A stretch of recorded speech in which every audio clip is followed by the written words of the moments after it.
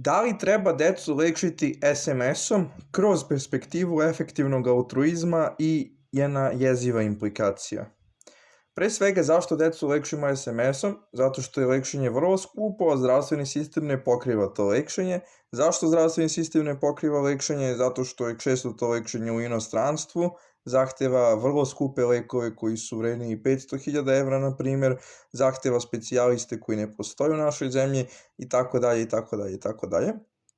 Postoje određeni iznos do koga državno osiguranje pokriva, preko toga moraju da skupe roditelji, porodica i tako dalje. Ok, sada ćemo da vidimo nešto o vrednosti života što će se uvezati u filozofiju. Koliko je vredan jedan život iz Somalije i jedan iz Nigerije? Pa isto. Koliko vredi jedno dete iz Nigerije u poređenju sa detetom iz Egipta? Pa isto.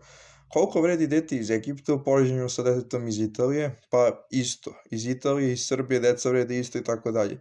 Zaključak ovoga treba biti da je svaki ljudski život podjednako vredan. Sada, koje su konotacije toga? Bitnije je spasiti 10 života nego spasiti jedan život. Ili drugim rečima, gore je ubiti 10 ljudi nego ubiti jednog čoveka. I trebamo raditi to da spasimo što više ljudi, a resursi su ograničeni. Ok, i koja je implikacija ovoga koja nas uznemiruje?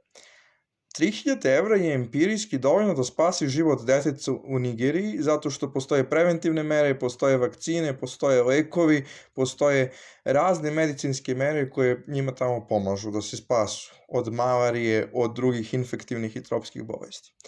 300.000 evra je dovoljno da spasi život jednog deteta iz Srbije kroz jako skupe lekove, lekare i ono ostalo što smo već opisali.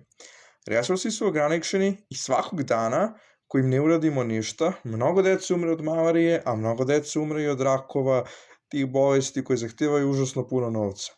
I pravo pitanje je, da li nam je preče život jednog srpskog deteta ili 100 afričke dece, kome bi trebalo donirati i zašto, šta nam je činiti?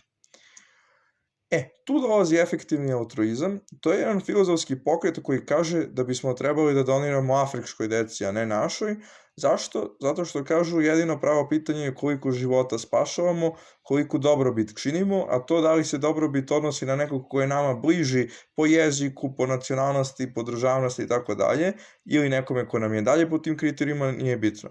To je filozofski pokret koji se razvio u 21. veku i njega zastupaju ljudi poput Ilona Muska, Petera Singera, Semana Bankmana-Frida i tako dalje. On kaže da uvek trebamo uraditi ono što donosi najviše koristi najvećem broju ljudi. Što je zanimljivo, ali neke od drugih implikacija ovog pokreta su, na primer, verovatno ne trebate postati lekar, zato što ako vi ne upišete medicinu, ima još bukvalno 10 ljudi koji u vašem mestu bi hteli da budu i samo je razlika u tome da li ste vi lekar ili neko drugi, koliko ste vi bolji od tog drugog, a realno većina ljudi je sličnog nivoa veštine.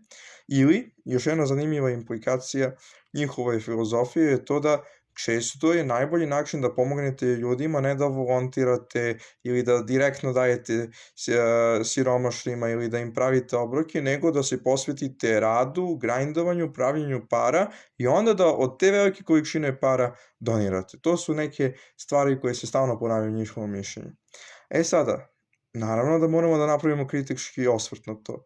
Da li moramo da biramo između toga da spasimo jedno dete u Srbiji ili 100 dece u Nigeriji? Da li je moguće da spasimo oba deteta? Da li postoji dovoljno resursa na ovoj planeti, dovoljno lekara, dovoljno fakulteta, dovoljno farmacije, dovoljno lekova da spasimo obe strane? I druga stvar je, zašto se ti ljudi pojavljaju u 21. veku i zašto je takva filozofija toliko popularna među bogatašima u SAD? A treća stvar je, zašto je nama intuitivno toliko lakše da pošaljemo jedan SMS na 4-cifreni broj i kažemo pomogli smo, nego da istražimo šta je najefektivnije i time spasimo više života.